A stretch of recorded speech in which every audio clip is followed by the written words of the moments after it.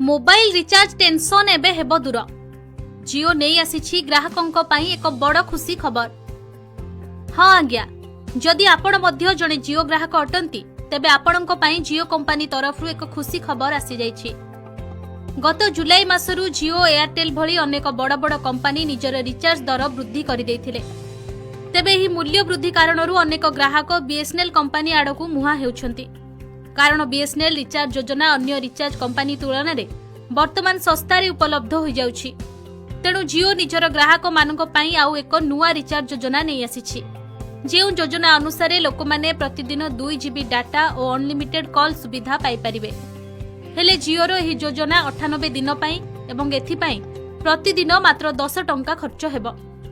जियोर एही रिचार्ज योजना 999 टंका और एहार अवधि 98 दिन पई रहिबो। एही योजना रे प्रतिदिन 2 जीबी डाटा मिलिबो। एथिरे 5G मागणा इंटरनेट पाई परिबे।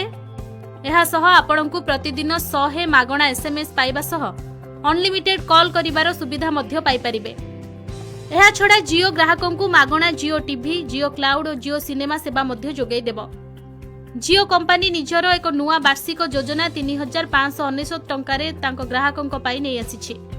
एही रिचार्ज योजनार समय काल 365 दिन पाई रहउछि, जेउथिरे ग्राहक माने अनलिमिटेड कॉल सह 100 मागणा एसएमएस सुविधा मध्य पाई परिबे। एहा व्यतीत प्रतिदिन एथिरे 2.5 जीबी डाटा व्यवहार करि परिबे। तेबे एही योजना 5G ऑफर सहित आसी थाए। वीडियोटी भल लागिथिले लाइक करंतु। आगो कोही भली अपडेट पाइबा पई हम चैनल को